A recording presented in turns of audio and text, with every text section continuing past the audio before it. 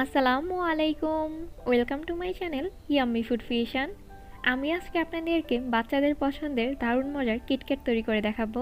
বাসায় এই কিটক্যাট তৈরি করা কিন্তু খুবই সহজ আর খেতেও আলহামদুলিল্লাহ অনেক মজা। আর বাচ্চারাও কিন্তু এই কিটক্যাট অনেক পছন্দ করে। চলুন দেখে নেওয়া যাক কীভাবে খুব সহজেই মজাদার কিটক্যাট তৈরি করতে হয়। আমি এখানে 5 প্যাকেট ওয়েফার নিয়েছি।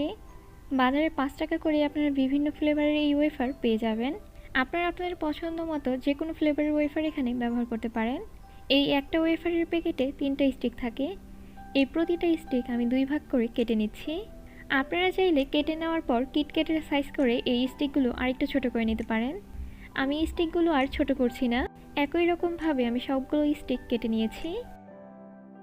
কিটক্যাট তৈরিতে আমাদের আরেকটা যে উপকরণ প্রয়োজন সেটা হচ্ছে চকলেট। আমি এখানে 20 গ্রাম ডার্ক চকলেট এবং 80 গ্রাম মিল্ক চকলেট নিয়েছি।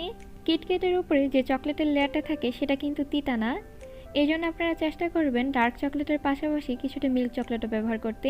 এতে করে কিটক্যাটের আসল কালারটা চলে আসবে। এখন এই চকলেট একটা নতুন পাইপিং ব্যাগের মধ্যে নিয়ে নিচ্ছি। এই পাইপিং ব্যাগের মধ্যে রেখে এখন এই চকলেট মেল্ট করে নেব। একটা হাঁড়িতে গরম পানি নিয়েছি। পানিটা অনেক বেশি গরম, কিন্তু একদম ফুটন্ত গরম না। এখন এর মধ্যে কয়েক সেকেন্ডের জন্য পাইপিং ব্যাগটা রেখে এই চকলেট মেল্ট করে নিতে হবে। আমি পাইপিং ব্যাগটাকে কয়েক সেকেন্ড রেখে আবার সাথে সাথেই কিন্তু তুলে নিচ্ছি। এই পানিটা বেশি গরম হলে পাইপিং ব্যাগ কিন্তু গলে যাবে, এই জন্য আপনারা একটু খেয়াল রাখবেন পানিটা যাতে খুব বেশি গরম না হয়। চকলেটটা ভালোভাবে মেল্ট হয়ে গেলে এখন এই পাইপিং ব্যাগের উপর থেকে পানিটা খুব ভালোভাবে মুছে নিতে হবে।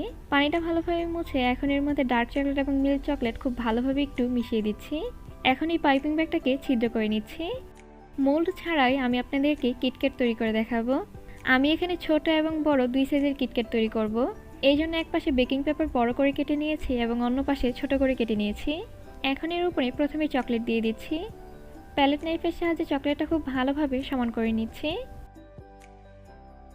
সমান করে নেওয়া হয়ে গেলে এখন এর উপরে আমাদের ওয়েফার স্টিক দিয়ে দিচ্ছি। আর এই চকলেটটা কিন্তু জমতে দেওয়া যাবে না, চকলেট জমাট বাঁধার আগে কিন্তু এর উপরে ওয়েফার স্টিক দিতে হবে। যেহেতু আমরা মোল্ড ছাড়া এই কিটক্যাট তৈরি করছি, এজন্য প্রতিটা ওয়েফার স্টিক কিন্তু একটু ফাঁকা করে দিতে হবে। এতে করে কিটক্যাট চকলেটের একটা শেপ চলে আসবে। এখন এর উপর দিকেও চকলেট দিয়ে প্যালেট নাইফের সাহায্যে খুব ভালোভাবে সমান করে নিচ্ছি। আর চেষ্টা করবেন একটু মোটা লেয়ার করে এই চকলেট ব্যবহার করতে। চকলেটের পরিমাণটা বেশি হলে আমাদের এই ফাঁকিবাজি কিটক্যাট খেতে অনেক ভালো লাগবে। হালকা ট্যাপ করে নিয়ে ফ্রিজে নর্মালি রেখে দিচ্ছি 3 থেকে 4 মিনিটের মতো। একই রকমভাবে আমি বাকিগুলো তৈরি করে নিচ্ছি। আর সর্বমোট 30টা ওয়েফার স্টিকের জন্য আমি এখানে চকলেট ব্যবহার করেছি 300 গ্রাম। তৈরি করে নেওয়া হয়ে গেলে এখন এগুলোকেও ফ্রিজে নর্মালি রেখে দিচ্ছি। 3-4 মিনিট পর ফ্রিজ থেকে বের করে নিচ্ছি। এর সাইডে থাকা চকলেট একটা নাইফের সাহায্যে কেটে নিচ্ছি আর নিচ থেকে বেকিং পেপারটা সরিয়ে নিচ্ছি। আমি আপনাদেরকে কেটে দেখিয়ে দিচ্ছি আমাদের ফাঁকিবাজি এই কিটক্যাট কতটা সুন্দর হয়েছে।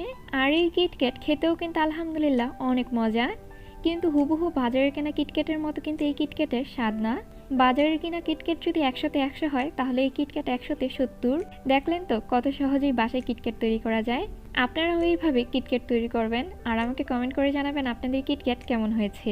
আমার আজকের এই কিটক্যাটের রেসিপি আপনাদের কাছে কেমন লেগেছে অবশ্যই আমাকে কমেন্ট করে জানাবেন। আর ভালো লেগে থাকলে প্লিজ আমার চ্যানেলটা সাবস্ক্রাইব করবেন। আর যারা সাবস্ক্রাইব করেছেন তাদেরকে অসংখ্য ধন্যবাদ। সবাই অনেক বেশি ভালো থাকবেন, সবাই সবার জন্য দোয়া করবেন। আল্লাহ হাফিজ।